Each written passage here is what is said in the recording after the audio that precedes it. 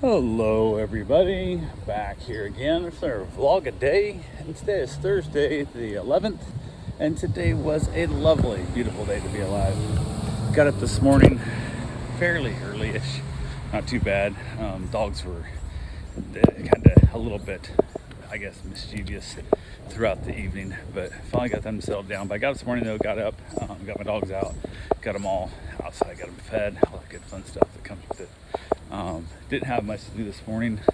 My wife got off to work. I was trying my best with my printer again and the 3D printer, and just gave up on the damn thing and said I'm going to order a whole new hot head, a new gears, everything. And I don't know what caused this thing to act up this quick, but I've been trying to reach out to the company and not having much luck. I just said, hold up, I'm going to buy one and then see if I can figure out that. If that fixes all my problems, then I'll worry about it then. If not, I'll have to contact the company, I guess, and then see what it is. But I'm like, I don't know, haven't had that long. It's definitely within warranty through the company, but at this point, I just want to get it back up and running, and it's less than $100 to do. So I'll just buy the part, and then worst case scenario, I'll have a spare if I get that one replaced by warranty.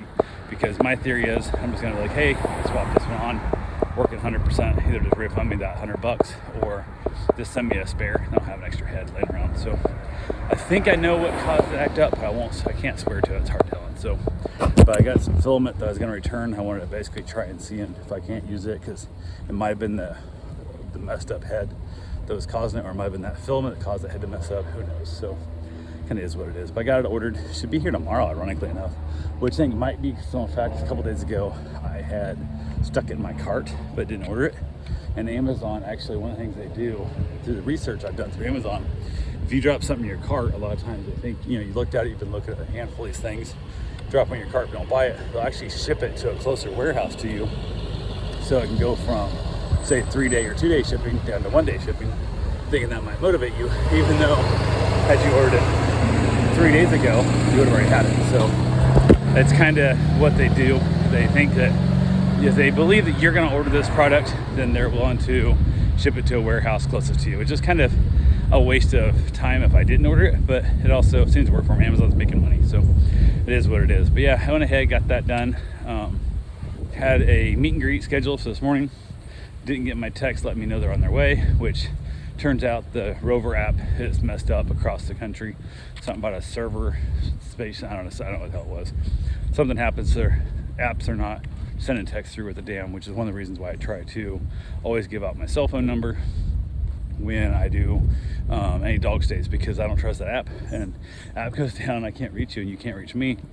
You might have my address if you remember it, but if it's on the app, you didn't write it down anywhere else. So now you're trying to find me, and who knows, it's just a pain in the butt. So I always like to give out my actual cell phone number, that way you have it done and covered with, but didn't happen. So I got the dogs put up, did the meet and greet. The dog they have is a really old dog, a lot of growth, a lot of bumps and lumps and stuff on him, a lot of joint issues and whatnot, but overall not too bad. Just it's a sweet dog, just old and not got a lot of life left in it. So we had the talk of, what do you do if the dog dies while they're gone?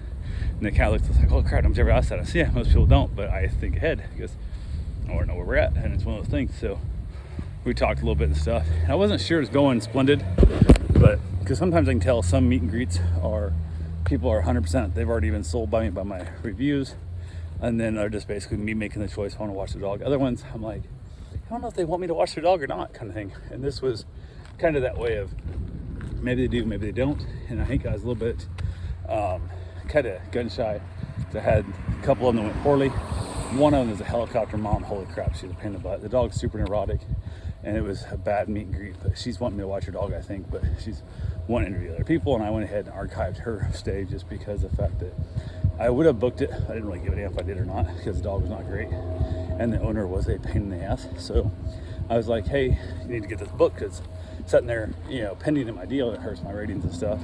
And then she goes, well, we're reaching out to other people. And I said, cool, archive it. And she's like, well, I didn't mean you could. I said, no, that's just how it is. So I said, I have to archive it, because now it takes me off the search for that time frame. And then we'll see when the time comes, if you choose us, if we're open or not, if we have their dogs, because it's not that far away, but it's far enough out that I very easily could fill up. And I think pretty much no matter what, I'm going to be full up when she reaches back out. I don't feel like watching her dog, and she's too neurotic, and that extends down to the dog. And the other one I had, the one dog shit on my floor twice, and the other dog pissed on my floor and chair, and I was like, yeah.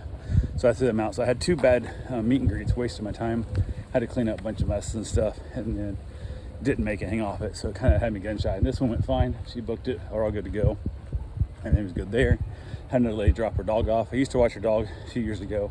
Haven't watched her dog since. The dog's become much more neurotic, and partly I think just she doesn't go anywhere. The woman stays at home with the dog, and she stopped doing anything. She had cancer, I think. Whatever.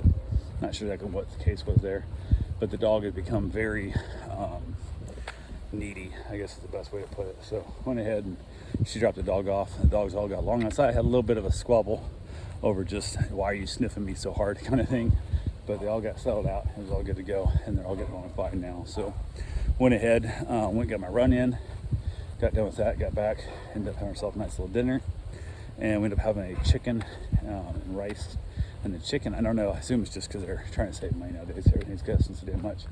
But there was so much water in the chicken, Mom had it on a cookie sheet, that it was literally over a 1/4 inch, not quite a 1/2 inch of water in the bottom of our cookie sheet. And we had 8 large chicken breasts on there. And there was a 1/4 inch to a 1/2 inch of water on a full cooking sheet in there. That was baking sheet, what do you want to call it. That was literally come out of that chicken. And that's including what I've ever ate out of the damn pan. So almost overflowed our pan of just water out of these chicken breasts, which is horseshit. Like, that should not happen. And we already had other water ran out when I thawed from frozen. So I understand you guys are selling it by the pound, but come on, guys. I don't want to pay, $6 a pound for water. And even if I did raise the price to $7 a pound for chicken, I don't give a shit. Don't put the water next to making this. It's ruining my meals. Like, if we tried to bread that, whatever, all the damn breading comes off, all the flavor washes off, and just sets in its own water and boils in there. It just ends up like shit. So, not real happy with that. It is what it is. What do you do? So, went ahead from there. Got down that, watched another episode of Seinfeld. We headed back outside, had myself a little cigar, and hung out with the dogs. Finally, I headed back in, and my wife's like, "You don't have a snack tonight?" 'Cause I usually have a snack when I go to bed.